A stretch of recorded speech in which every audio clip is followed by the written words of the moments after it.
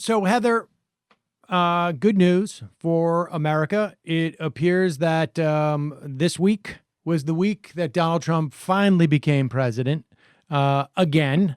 Really, it was a day. I guess it was it Tuesday. Was it Tuesday or was it Wednesday? I can't remember what day when he came out and he decided to be somber. And it is absolutely bizarre to watch reporters write that, like, wow, Donald Trump really seemed to get it yesterday.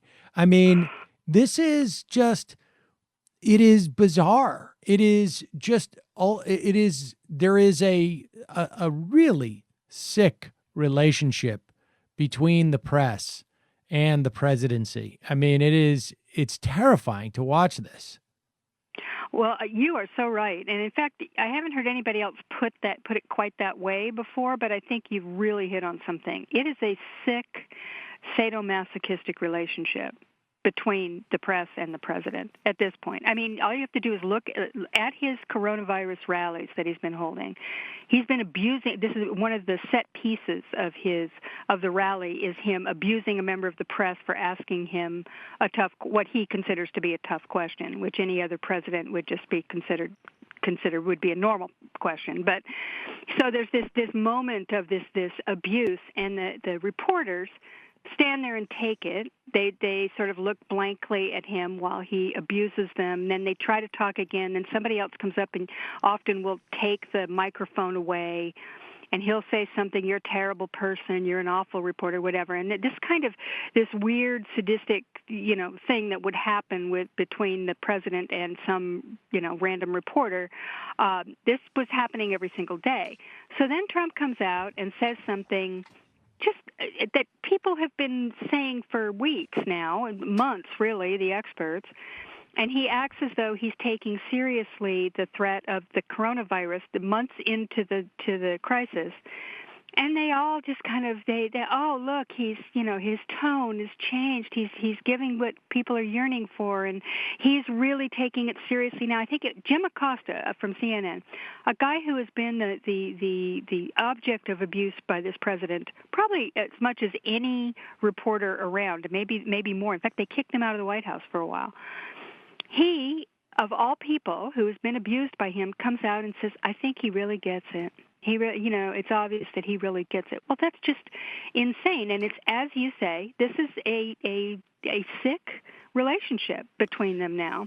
And it is twisting our ability to clearly see what's going on. And I'm not talking about the political aspect of this where, look, I loathe and despise Trump, and I anything that makes it more likely that he'll be defeated in November is good on me, except for an epidemic. That's something I actually would appreciate him doing a good job on, and Right. we could argue the politics down the line. But the idea that anybody would not at this moment be as clear-eyed about what is happening, including the manifest irresponsibility of this White House and the botching of this emergency response, that they are not doing their job. I mean, this is not about trying to appease him or give him a good day or whatever it is they think. I mean, it has never been more important to be as clear as possible about what is going on. And if you're going to do that, you're going to have to portray what's going on with this president and this government a little bit more realistically than that. He did not get it. He never gets anything. What happened was, and this is the truth, they showed him some charts that showed there were going to be a lot more deaths than he anticipated. But it was another team that showed him some charts that showed that his polling was not his approval rating Right. was not going to continue to go up, and people were it's like 79% of the public did not like his idea of opening up the country again. So that's what they showed him, was that his re-election prospects were in danger. That's why he switched, and it has nothing to do with how he got it about the danger of the coronavirus. They really need, this ongoing problem with the press. I mean, Sam, you and I have been documenting this for, nearly 20 years now, and it's not getting any better. No, I mean, I shouldn't say that. It's a little better, but it's not nearly where it But needs to be. I also think that I can't help but think that what we perceive as being a little bit better is really just is sui generis in a way. That it's that what we're looking at is something that it's just something about Trump that makes it look a little bit better or make the press be a little bit better. But there is a dynamic, and I think that it certainly appears to be that sadomasochistic, it's a psychological one, but I also think that there must be it's a financial one, that it's like it must be a certain type of person who wants to be a White House reporter, and their sensitivity to their career prospects must be so intense in such a way that they would, Jim Acosta, I think, says to himself, I need to be seen as being impartial in some fashion. And I have a reputation of, getting in trouble with Donald Trump. And so, if I go out there and I give him a compliment, it's going to make it look like I am somebody who just calls balls and strikes, as it were. Right. And, that is a problem. That is a real problem, because that has nothing to do with letting the American public know, particularly in a time of crisis, that you cannot trust what is coming out of these briefings. I mean, you just simply cannot. There has been such a vacuum. And so many of the problems that have that we are dealing with are coming out of that vacuum of leadership in the White House. It is stunning. And I mean, look, I do not like Andrew Cuomo. I do not like his policies, broadly speaking. I think that he probably got a late jump on stuff in New York State, but I think part of that can be attributed to the fact that literally the federal government was saying this is a hoax, and it becomes much harder if you are a governor to do anything if the federal government is saying that. Now, Inslee and Newsom did a much better job, but in part, I think that's because they had probably a slightly more margin of error than you do in New York because of the density of New York City. I mean, I think that's just it's a little bit apples and oranges. But Cuomo, in his capacity, at least, is giving these, making sure that people have information. And to the extent that he has the capacity or the ability to do so, has been, distributing and both, all the governors have to source this stuff, but distributing it in a way that is rational. Like, he takes this seriously. Again, he just basically pushed for a cut for Medicaid. And, when we had all this opportunity to raise revenue with pot sales, if he wanted to, didn't do that. So, from a policy perspective, but I'm just to put this into relief, Donald Trump is just up there. He's showboating. He doesn't get any of it. He doesn't get, he doesn't care. He doesn't care. It is just not why he's there. Why he's there is to win an election. And if they tell him that you will get 5 points approval rating if you are willing to, let 500,000 people die, he would not hesitate for a second. Not for a second. Absolutely. If he thought the map said that, if he thought the map said 750,000 people have to die, but what you'll be doing is you'll be locking up these key electoral vote states, he'd do it. There's no doubt in my mind. He doesn't care. He does not care. He does not care. He cares about this one thing. And so he'll put it on. He will act. And the fact that reporters do not make that assessment, right? Like, they're not reporting on the truth.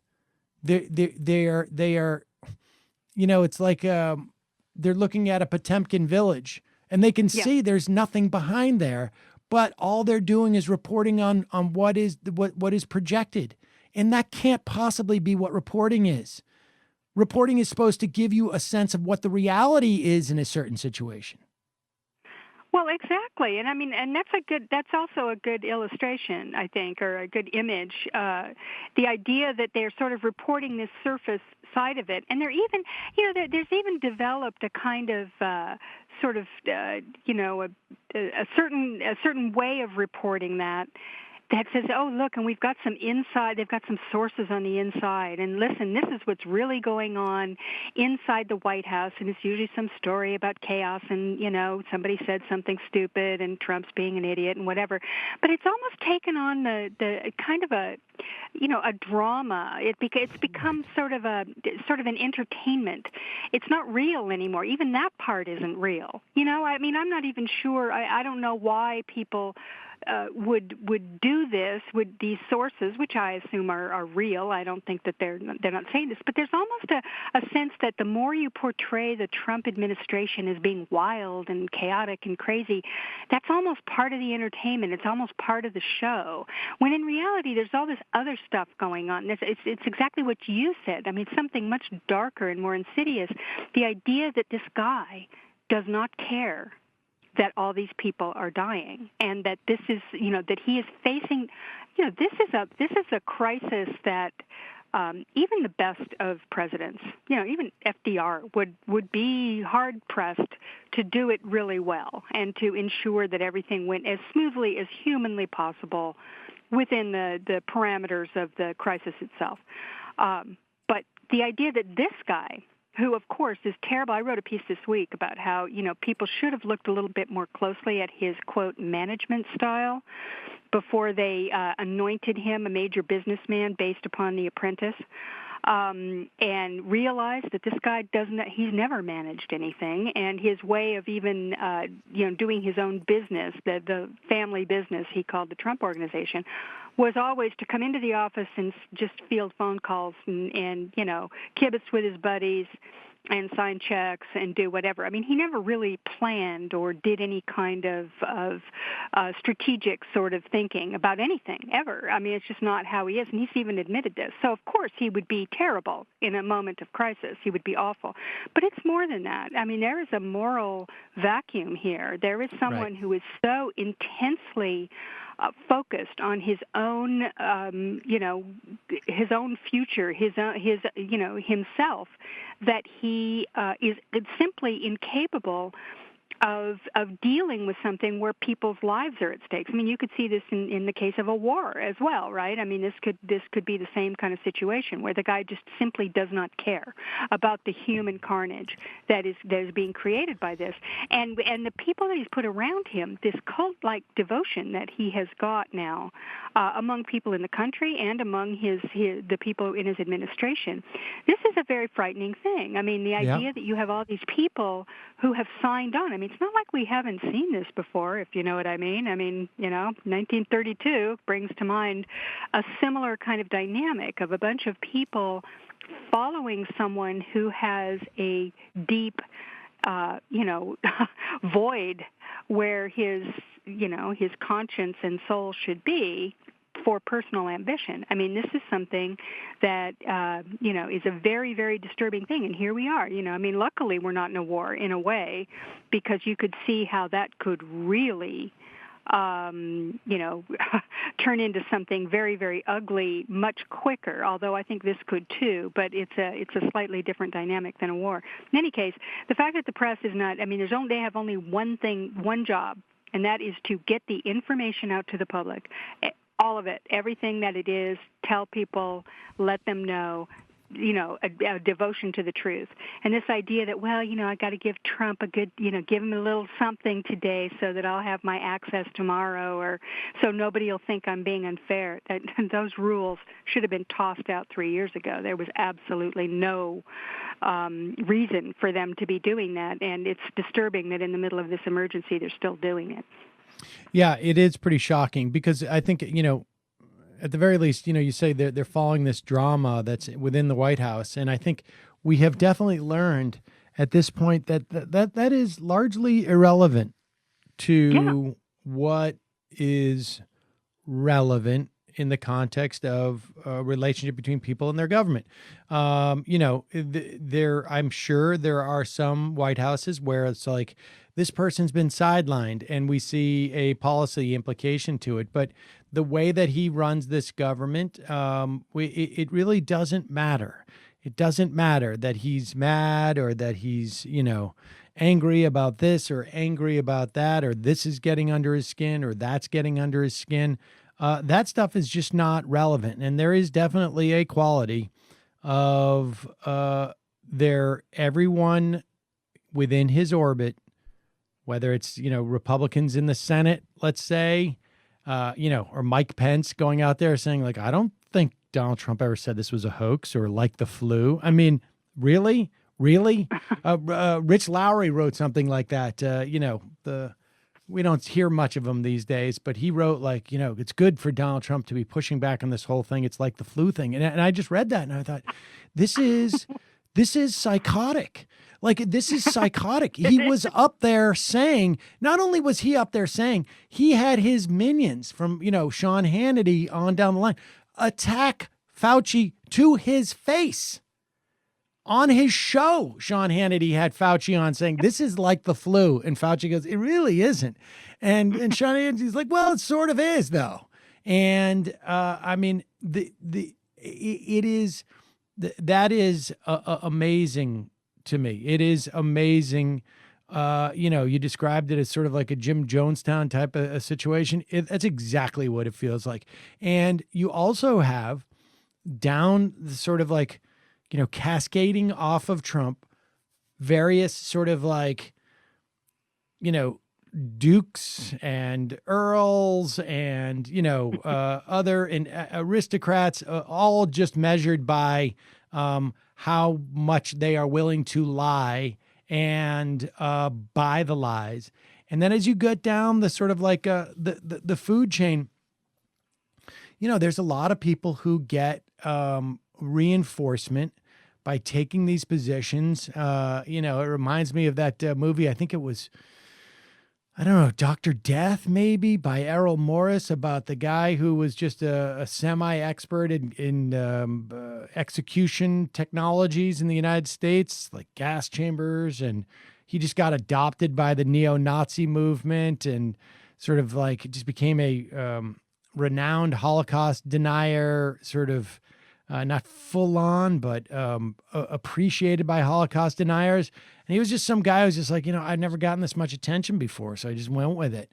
And that's there's so much of that's going on. But let's turn from that half of the equation to, I mean, there's some genuine reality here. New York is a disaster zone. The hospitals are like war zones. I am not in the city at the moment, but sirens constantly blaring in New York now.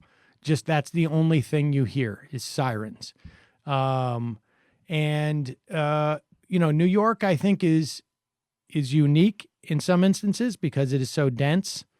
But I also think we're going to see this play out in smaller versions, but with maybe even more tragedy, because the capacity to deal with this stuff is less in smaller cities and in towns and in rural areas. There is simply not the healthcare apparatus that is capable of dealing with, multiple tens of hundreds of cases of this, never mind thousands. And so I think we're on the verge of just seeing some, like, the next, 2 to 6 weeks in this country, I think are going to be really disturbing, depending on where you are. And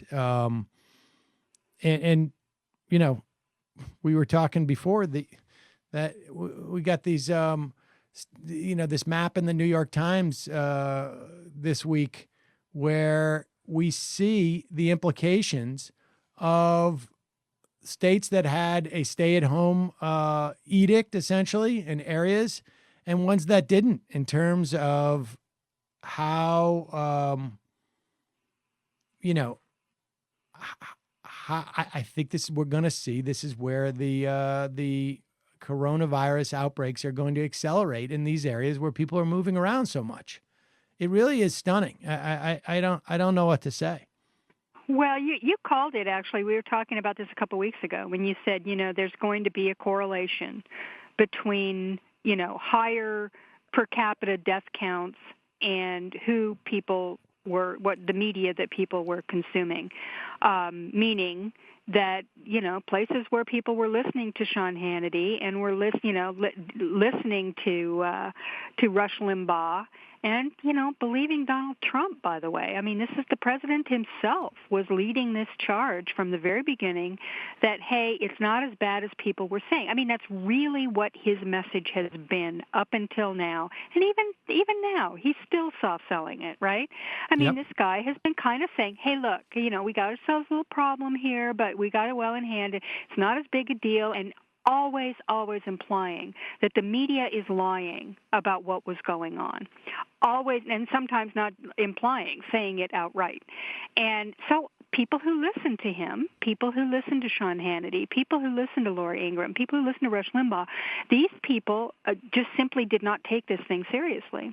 And as a result, they have been out there, I have to give credit to, my governor, I live in LA, my governor Gavin Newsom, the mayor of LA, Eric Garcetti, very early, had been saying, no, this is really bad and stay home. Do not go out there. This is for real. And people, to a large extent, a lot of people here, and some are stupid, of course, because humans are stupid, and did not follow the rules. But for the most part, they've been pretty good. And as a result, we don't know yet, there's a lot of, Sturm und Drang around the testing protocols here in California because they had to outsource them to a lot of private labs, and the lab there's a holdup in the testing. But if you just go by the death rates, which is really the real story, right, of what's going on anywhere, how many people are dying, California has done a fairly good job at flattening the curve so far. I mean, never say never, but it has certainly been better than one might have expected in a huge international city like Los Angeles, where people were flying in from all over the world every day, and there's a lot of people here, so you would have expected it to be better. But the reason that if this happens, that it didn't, is because very early the state took this seriously. Now, contrast that with people, in that map that you mentioned in New York, in the New York Times, which showed that this vast swath across the South, including Florida, and some little pockets in the rest of the country, where the governors are Trumpers, no other way to put it. They're people like Brian Kemp in Georgia and Ron DeSantis in Florida, who were following Donald Trump's lead, basically saying, and in fact, they're even saying that outright, saying, well, I was just waiting for the president to, say that we needed to do this. I mean, they're, at this point, I think they're kind of looking over their shoulder going, ooh, he's going to have to share some of the blame for this because, it's looking bad for them. But they waited. And as a result, there is, I think you're absolutely right. These people listening to Donald Trump and his army of, propagandists out there, they didn't take it seriously. And I think you're going to see in those places, and it is going to, New York, of course, is ground zero. It's absolutely a nightmare, and it is the epicenter of this crisis in America. But, of course, this is going to happen elsewhere, and some of these places just do. New York is also a medical, a center of, first world medical expertise, and has these huge hospitals with all this expertise there. And if it can happen there, I don't even want to think about what happens in Omaha. Exactly. But it's Atlanta. I mean, this is not going to be pretty, and it's really stunning because it didn't have to be that way. And if we had a different president, I don't think it would have been that way. I really don't. This is one instance where you can see how federal leadership, had it been even just slightly more competent, much less a really competent government, an executive branch that functioned, had that happened, that a lot of this could have been mitigated. Of course, it would still be happening. You could say it's an epidemic. It's a virus. You can't just, pass a law and stop it. But the response would have been very different. I think even from, potentially other Republicans, although, there's always a question, would Jeb Bush have been any better than this? I don't even know. But we certainly know that Donald Trump was possibly the worst person on the planet to be in charge of a a crisis like this. And I think those chickens are coming home to roost pretty soon in Red America, and it'll be very interesting to see how they react to that. They've been so loyal. I don't know. Will they're going to blame Dr. Fauci? I mean, well, maybe. I mean, it's going to be interesting to see. I mean, there was polling that we talked about last week that suggested that Donald Trump was getting good reviews. I have a feeling that's going to change as people start to see what is actually happening. I mean, this week we had Governor Kemp in Georgia say that he didn't realize you could that asymptomatic people could pass on the virus. I mean, this is. I mean, I don't even know how to absorb that information. That I honestly I don't even know. I know. Is he lying? Is he not lying? I don't know which is worse, frankly. And who is believing him? I mean, I would imagine many people.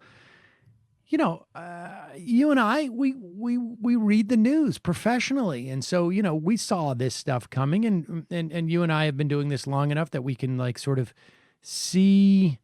We can see stories that are going to grow, not because of the nature of the media, but of the nature of the way it's being written and by whom, and measures of alarm, and so. But the idea that a governor of a state until this week wouldn't know that you could catch it from asymptomatic people is just, I don't know. I don't know how to process that. And so I think Donald Trump, I think this is going to catch up with him. It's going to be interesting to see, to what extent, how do people react to this stuff when it starts to come to their communities? I guess we won't know for a while.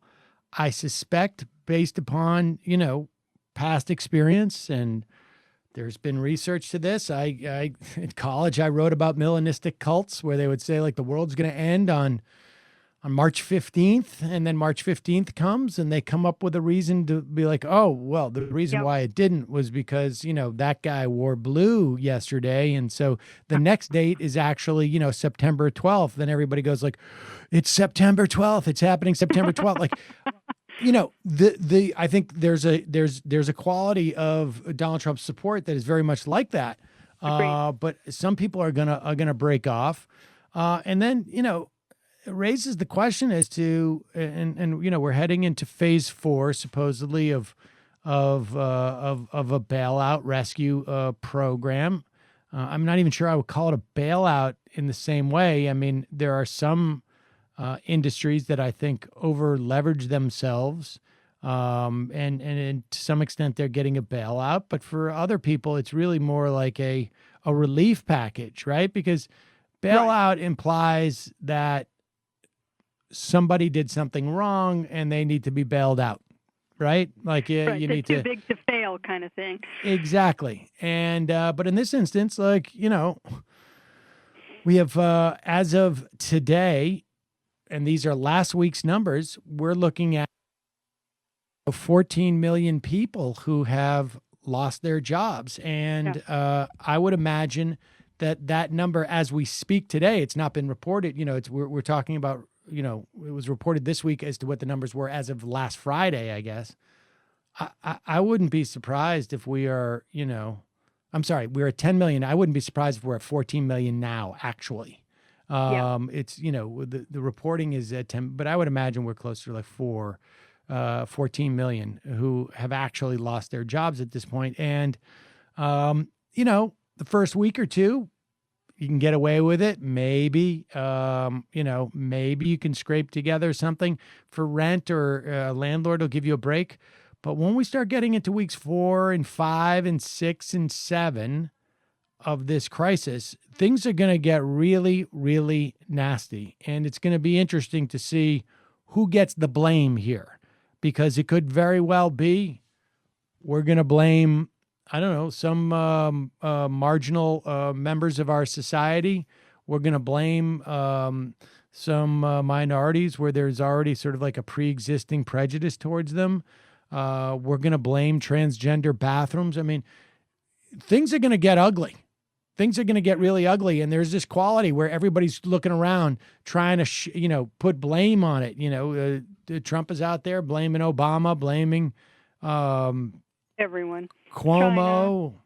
China. I mean, it's nuts. It's really nuts. Well, I mean, we can look at one group who I think are preparing for this. They have sold more guns in the last 2 weeks, I guess, than any time anyone can remember. And here in L.A., they had actually, the sheriff took, a proactive sort of action here and closed all the gun stores under the public health ruling that it was not essential. Well, they got taken to court, of course, by the NRA and other gun nuts. I think they decided not to fight it because it's just, everybody's stretched too thin to even think about that.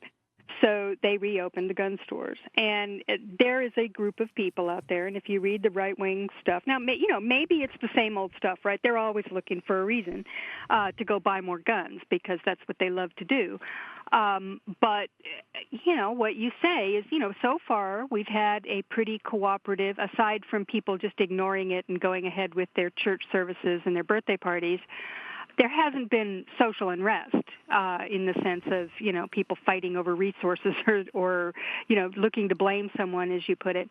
But that could very well be coming down the pike, and you've got a bunch of people who have been spent years preparing themselves mentally for the idea that they had to, quote, defend themselves against somebody within our own society, whether it's, Mexicans or, I don't know, hippies or, whatever. I mean, there's somebody out there who they're going to have to, hold off with at the point of a gun. And we could very easily be seeing that. And I don't want to think too much about that, or even, I haven't even been writing about it because I don't want to, sort of put that into the universe, right? We don't need to be thinking that way. But nonetheless, I mean, I think you're absolutely right that this is not, and we don't have the system that they are trying to put in place to be the relief package or the series of relief packages.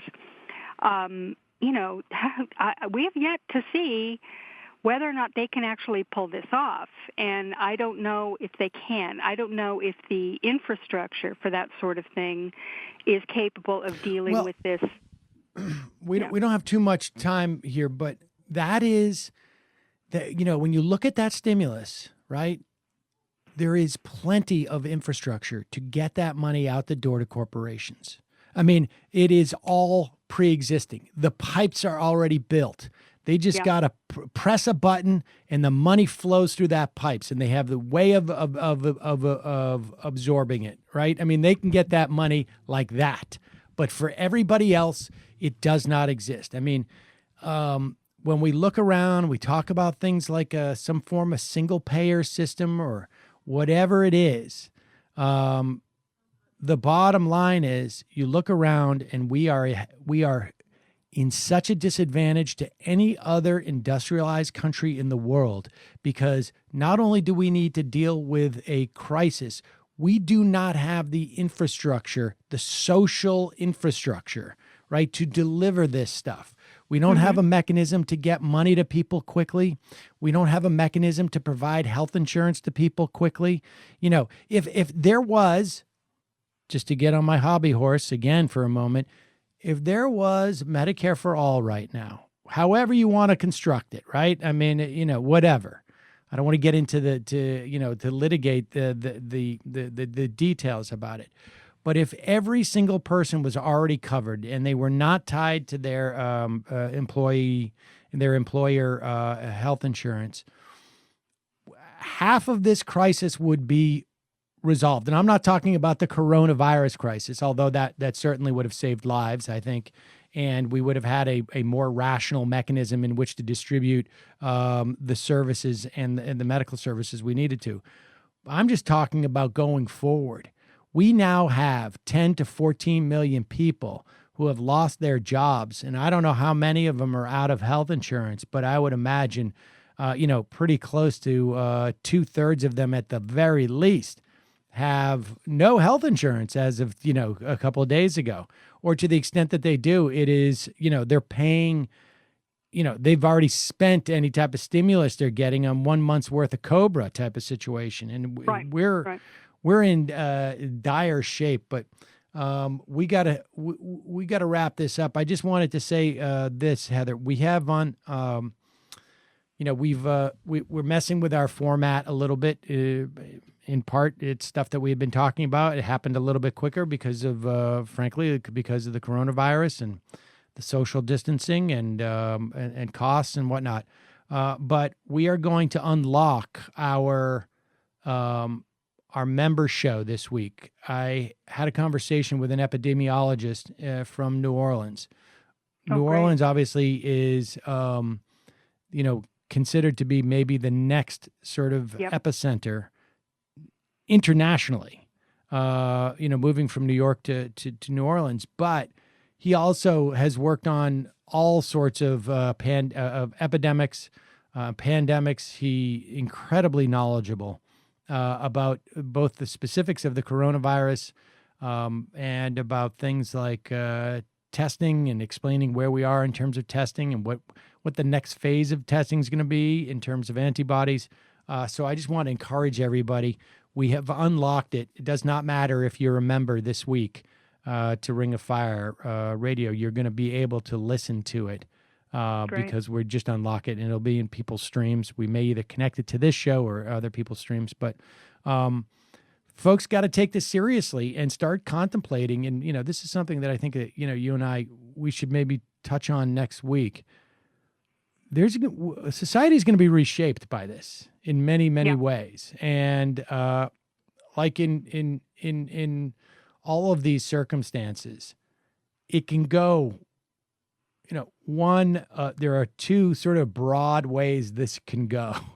And obviously there's a lot of different gradations and specifics, but there are two basic choices where we can head after this. And I am not encouraged as of yet as to where we're going to land. Yep. But Heather, stay safe. Stay, in solitude to the extent that you can. I am. As always, a real pleasure. Thanks for joining us. Well, thanks for having me, Sam. I appreciate it.